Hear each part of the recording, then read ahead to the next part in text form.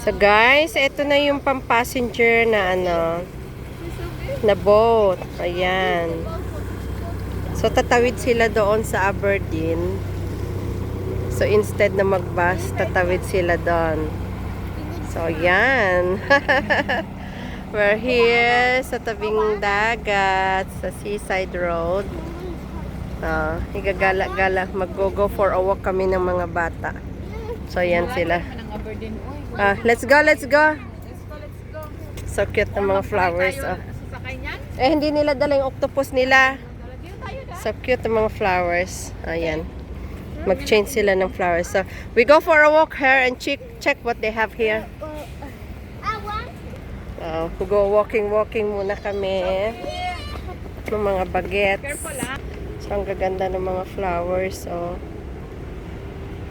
nag-change na sila ng halaman. Ayan. May nangingisda. So we're going for a walk. Ayun yung bahay namin, yung gray na yan. So walking muna tayo dito sa Aplecao. So maraming place pala dito na pwedeng upuan. Dito sa park. Kasi may mga puno naman. Ito ang new place namin, guys. So, ayan. Dito kami ngayon nakatira. Medyo okay naman. So, ikot-ikot kami. Tingnan namin kung anong meron dito.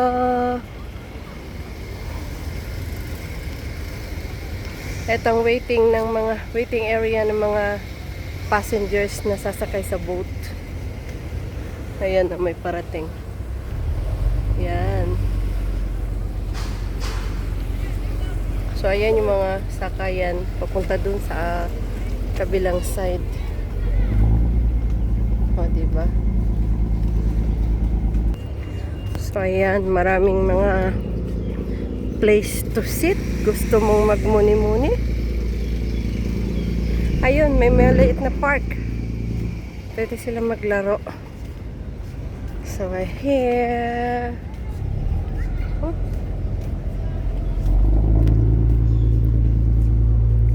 So, ang ganda ng mga flowers.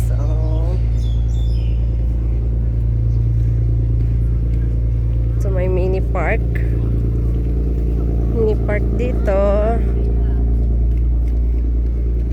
So, yun. Takbuhan na, mga kitsi-kiting.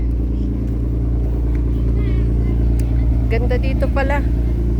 If you want to go for a walk and jog, very nice place to sit in. So, ayan.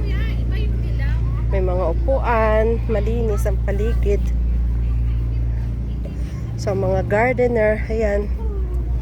Palit na sila ng mga bulaklak. Wah! This for the grandma exercise area. Ito magandang exercise area. Oh. Mga puno, guys. So, ganda ng mga flowers na tanim nila. So, ayan. So cute. Ng mga bulaklak. Oh.